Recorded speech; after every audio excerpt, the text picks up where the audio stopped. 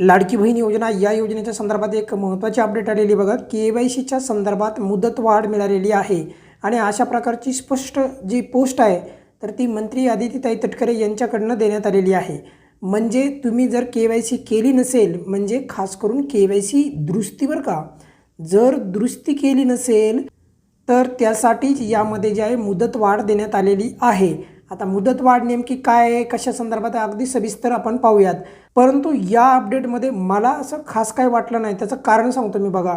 कारण की 30 एप्रिलपर्यंत KYC दुरुस्तीची संधी देण्यात आलेली आहे. लक्षात घ्या, दुरुस्तीची संधी म्हणजे नवीन KYC करता येईल का कुणाला जर करायची असेल तर नाही. आणि माझ्या मते नवीन KYC जर एखाद्या लाभार्थीने केली नसेल तर त्यांना खरं तर संधी मिळायला पाहिजे होती, परंतु तसं झालेलं दिसत नाही.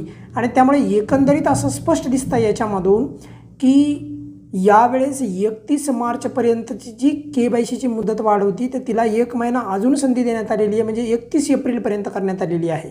परंतु दुरुस्तीच करता येते आहे. नवीन KYC करण्यासाठी खरं तर सरकारने त्या संदर्भात पावले उचलायला पाहिजे होती. आता मागच्या 2 महिन्यापासून आपण पाहतो आहोत फक्त ज्यांना दुरुस्ती करायची आहे त्यांनाच त्याच्यामध्ये संधी देण्यात आलेली आहे, परंतु ज्यांना नवीन KYC करायची आहे त्यांना मात्र संधी देण्यात आलेली नाही. तर माझी विनंती आहे शासनाला की ज्यांनी अजून KYC केलीच नाही त्यांच्या संदर्भात नवीन KYC करण्याचा पर्याय द्या आणि परित्यक्ता लाडक्या बहिणी आहेत त्यांना KYC करण्याचा ऑप्शन लवकरात लवकर उपलब्ध करून द्या. आणि ज्या लाभार्थ्यांनी अजूनही KYC दुरुस्ती केली नव्हती अशा लाभार्थ्यांनी 30 एप्रिलपर्यंत किमान लाडकी बहीण योजनेची KYCमध्ये दुरुस्ती करून घ्या. या व्हिडिओमध्ये आपण इथेच थांबूयात. काही अडचण असेल तर नेहमीप्रमाणे कमेंट्समध्ये विचारू शकता. धन्यवाद.